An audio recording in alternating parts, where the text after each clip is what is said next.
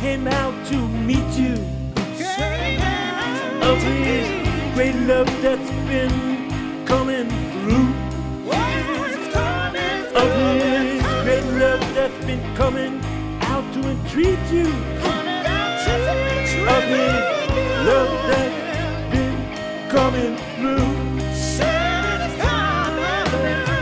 Can be your love or my love. Can be his love or her love. ושמרו בני ישראל את השבת, לעשות את השבת. ושמרו בני ישראל את השבת, לדורותם, לדורותם ברית עולם. ביני ובין בני ישראל אותי לעולם, ביני ובין בני ישראל אותי לעולם. ושמרו בני ישראל את השבת, לעשות את השבת. ושמרו בני ישראל את השבת, לדורותם, לדורותם ברית עולם. ששת ימים עשה אדוני את השמיים ואת הארץ, וביום השביעי שבת וינבש.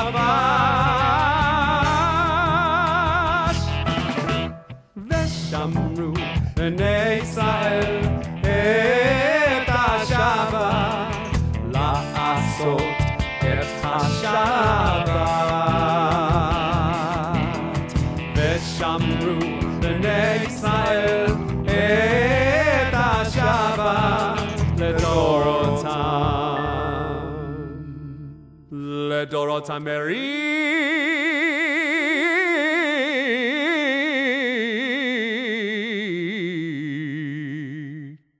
לדורותם ברית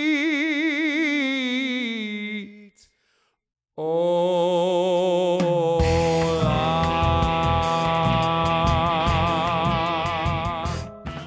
Shalom, I am Rabbi Shaul Praver. You're watching Rabbi Rock.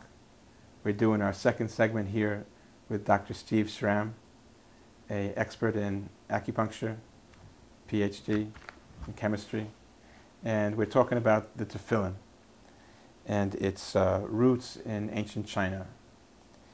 It's stated in the Shema, our most sacred prayer, Ukshartem liot al yedecha, you shall tie them as a sign upon your hand, v'hayu letotafot beinenecha, and they shall be as frontlets between your eyes.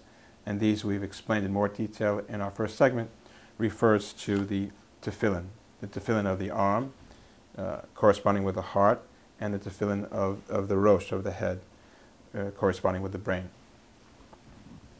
There are a great many mysteries in the Tephillin. As far as a ritual object goes, in Judaism, they are the second most sacred of our ritual objects, the first being the Sefer Torah, the Torah scroll. Now, when these are worn, there are two straps coming down in the front called the tsurot, and the one on the right is longer than the one on the left. And I always wondered why, and I asked my Rosh Hashiva when I was a yeshiva student in Jerusalem.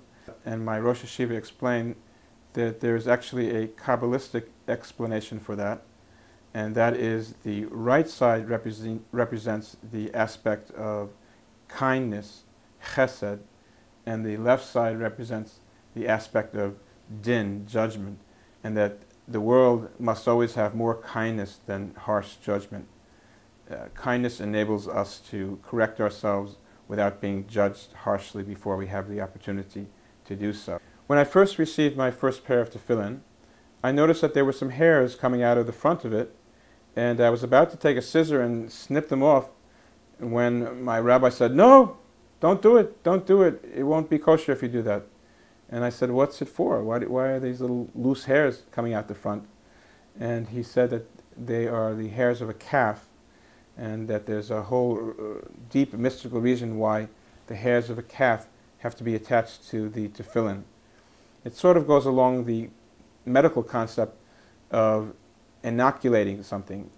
When we go for a vaccination, we get a little piece of the little part, an antigen of the illness, whether it be the flu or whatever it might be, smallpox.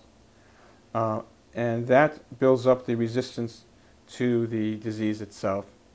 And this is a similar concept here. And the story goes like this. When Moses came down from the mountain to give the children of Israel the 10 Commandments, what did he see? He saw the children of Israel worshiping the golden calf.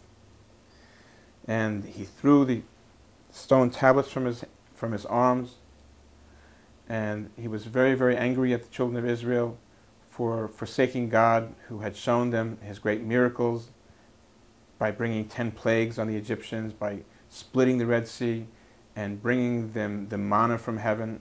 Many, many great miracles that really ought to have secured their faith in God. And instead, out of their impatience, they were worshiping the golden calf. And God was so angry with them, he said to Moses, "Let me destroy these people that I've taken out of Egypt, and let me make a new people with you, Moses." And Moses turned to God and he said, "If you do that, God, then cut my name out of the book of life also."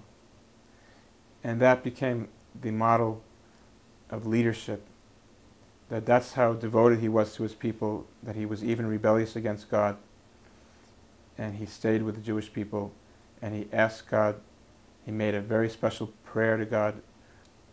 And that's where we get the Shlosh Esrei Midot Shel Rachamim, the 13 attributes of kindness. And on the holiest day of the year we sing, Adonai, Adonai, Erachum v'chanun, Erech Apayim, Rav Chesed Be'emet, Noseh Chesed L'alafim, Noseh Yavon V'pesha, V'nateh V'nakeh. And we sing it 3 times, and these are the words of mercy that God taught, the 13 attributes of mercy that God taught to Moses. And he forgave the Jewish people, but he said that I'll take a little bit of my anger, a little bit of my fury, and spread it over the generations so that it won't be all at one time and it won't destroy the people. And therefore, the few little hairs that are coming out of the front of the tephillin represent the tiny bit of God's fury that he still has for us for worshiping the golden calf after he had revealed so beautifully all of his miracles to us. And it's a very tiny little bit of his wrath which is nullified by the enormity of the mitzvah of Tephillin, where we declare our prayer and our faith in God.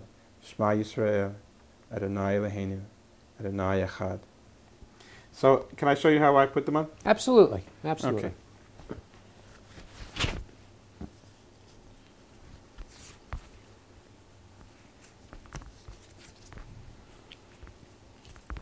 Baruch atah Adonai Eloheinu melech haolam asher kiddushanu b'mitzvotav v'tzivanu lahaniach tefillin.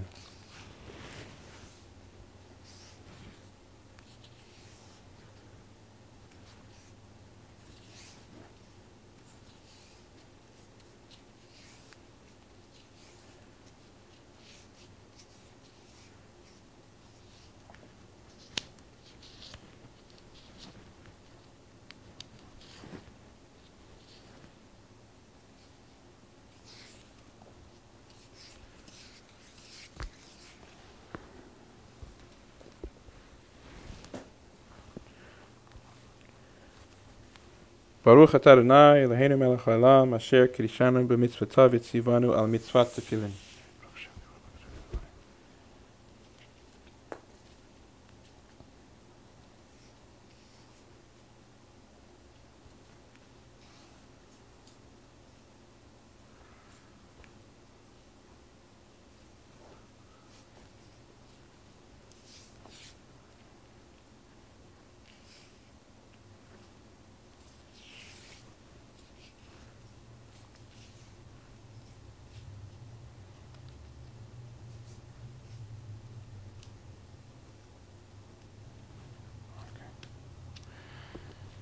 There it is. That looks very good. The first point I'd like you to check is up at the very arm. Lung 3 is located classically where the tip of your nose touches your forearm, which would be right up in this area here.